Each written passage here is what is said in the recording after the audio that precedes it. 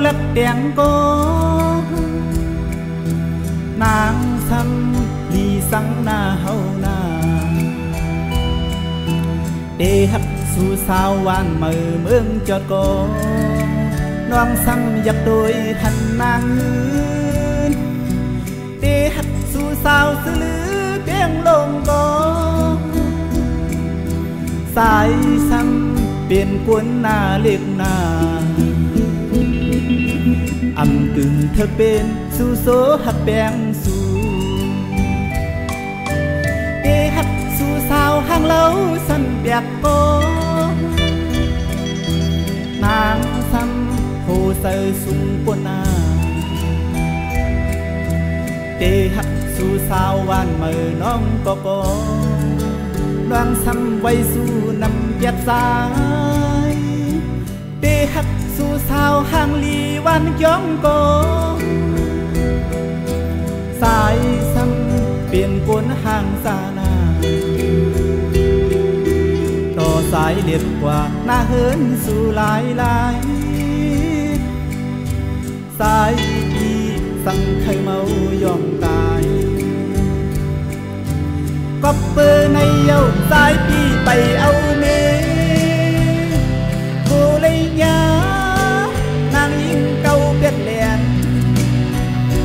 âm sơ sai lừa côn cuốn kỳ nàng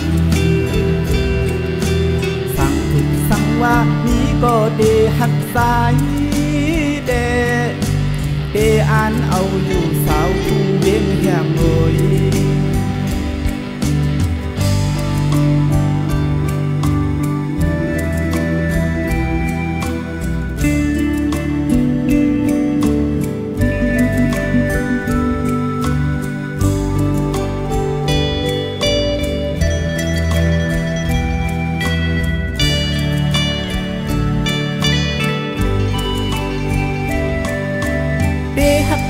sao muôn khứ hôi khay cô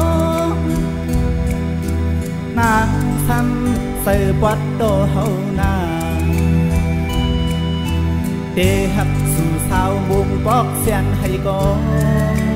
noang xăm lòm hai màu thu sai để hấp dù sao băng bó quăng lồm cô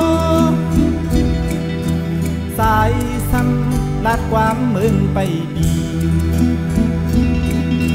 âm sang thục dương cô sái lấy đàn ai để hấp su sao bang quái hồi hốc có nàng xăm mò tuổi na liệt giờ để hấp su sao bà thầy non khá lâu có long xăm dàn để hè thu sai để hấp su sao sư mớn biến hẹn có sai xăm âm hát tắc lạc đỏ làm âm thương lệ hấp bén cần nay nó sai đi cô lấy đám dạp giờ cắp bơ này yêu sai đi bày âu mê cô lấy nhá nàng yên hồ sơ nằm âm sơ sai được cuốn cuốn kỳ nàng sang thục sang qua